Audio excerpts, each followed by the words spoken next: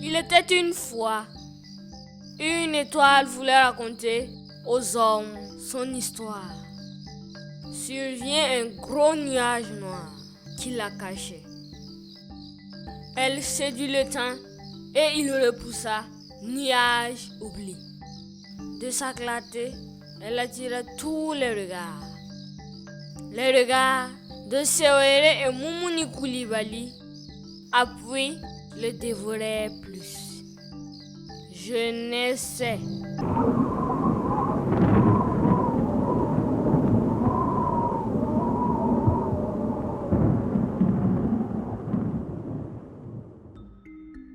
Honnêtement, calmement, sans crainte et sans haine, avec détermination mais sans sectarisme, avec conviction mais aussi avec objectivité, nous pourrons trouver le chemin de l'union à condition que nos propos soient en accord avec nos actes, à condition que nos poignées de main soient franches et loyales.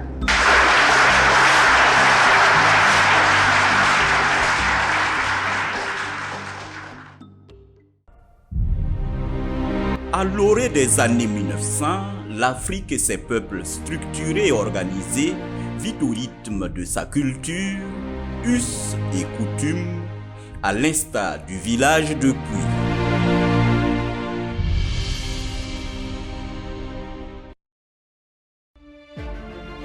Puy, ma terre natale, entre Dédougou et Solenzo au Burkina Faso, je ne sais beaucoup où.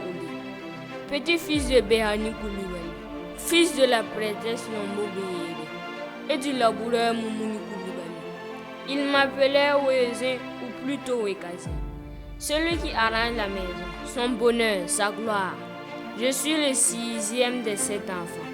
Dibi, Dibioko, 4 sœurs, Kambounan, Vidaboni, Samian, Anoumumo.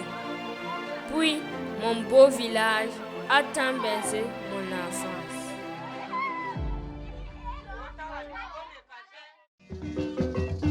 Le petit Wezin naît dans un territoire qui fait partie de la colonie du Haut-Sénégal-Niger, créée par décret du 18 octobre 1904 avec Bamako pour capitale.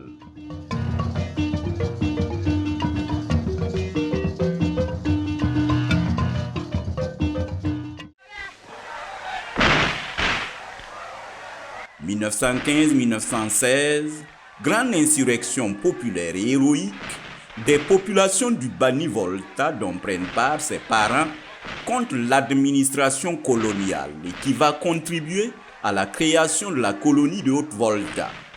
Le jeune Wezin a 7 ans, il en est bien marqué. Il paraît que son nom Wezin là, c'est un mot mandingue, mais prononcé dans le bois-bas, par les bois-bas. Parce que Dien, ils prononcent à Zin au lieu de Dien. Dien veut dire unir, rassembler, réconcilier. C'était un prédestiné. Il porte ce nom et il appliquera le sens culturel réel de ce nom-là dans l'action, dans son action à lui. Rien que rassembler les gens, ne pas les diviser, essayer toujours, même s'ils sont contre soi, essayer toujours de se contenir avec compréhension et retenue pour les accepter. Oui, c'était ça. Il avait le sourire permanent. Dédougou, chef-lieu de la province de Mohone, a été découvert par l'ancêtre Boaba nommé Koué. Son frère Wango et sa sœur Adouba venus demander dans l'actuel Mali. À la recherche d'un endroit abondant en eau, ils marchèrent longtemps, entendirent pendant leur pérégrination le croissement d'une grenouille. Ils suivirent la direction et trouvèrent un puits au milieu d'une forêt. Dans son village, dans son clan, dans sa tribu, sa mère est une notabilité respectée de la religion traditionnelle. Elle applique à son fils Wezin la formation traditionnelle d'initiation adéquate pour se réaliser. Sérieux dans tout ce qu'il fait, Wezin se livre sans réticence ni réserve à la pratique rituelle dans les bois dits sacrés. il parvient très tôt à une illumination intérieure parfaite. Il s'y dévoile et se forme un caractère, retient de lui Doudou Ngueye.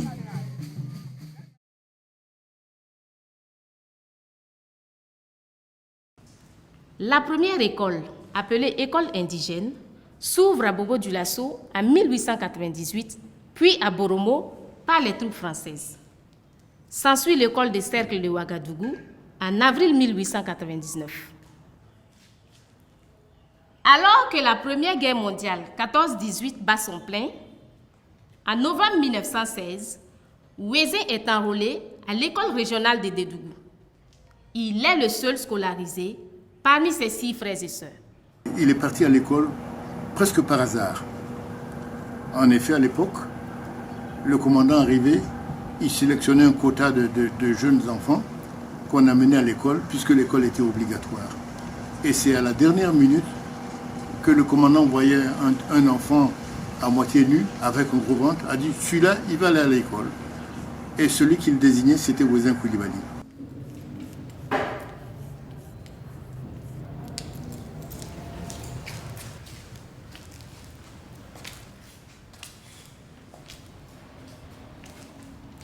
Nelson, lis la première partie.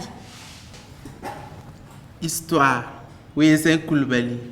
Entre autres, Emmanuel Seyrémé en 1917 et Gibril Vinama en 1920 sont ses camarades d'école, amis fidèles et compagnons de lutte plus tard. Il a déjà à l'école une âme virile qui sait se donner à cœur et avec joie à tout ce qu'il fait, à la lutte, à la danse, au jeu de cartes, de kori. Bien.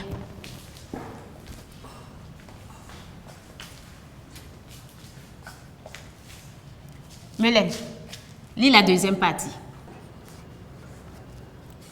En classe, il s'est montré très brillant et très intelligent.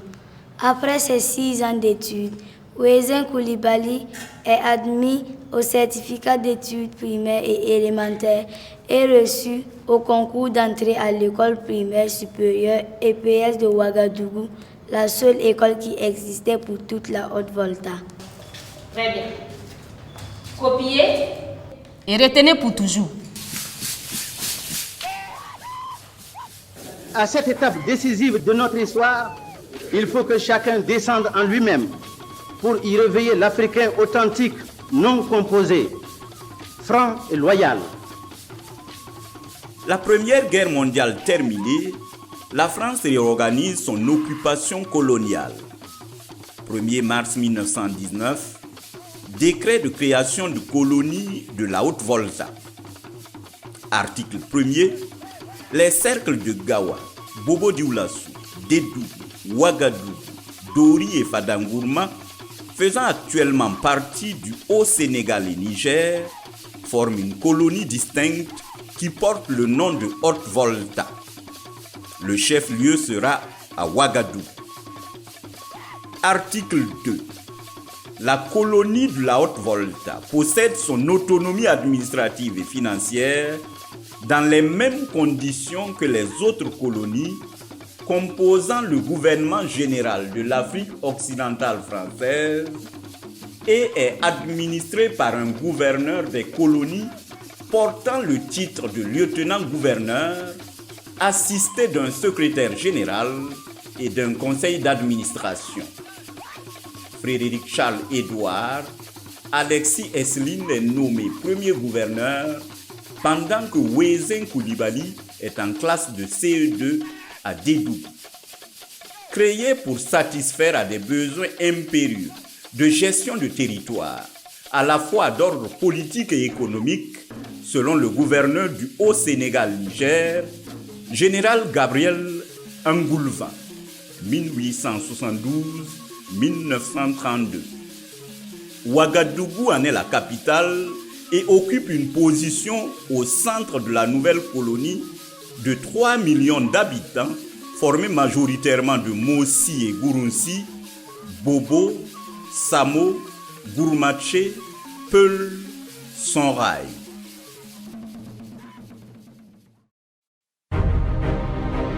Si la division est signe de démocratie dans les pays occidentaux qui ont achevé depuis des siècles de construire et de se réaliser, l'union est pour nous, jeunes peuples, pays vierges et en friche, le seul levier par lequel nous bougerons nos pierres à bâtir.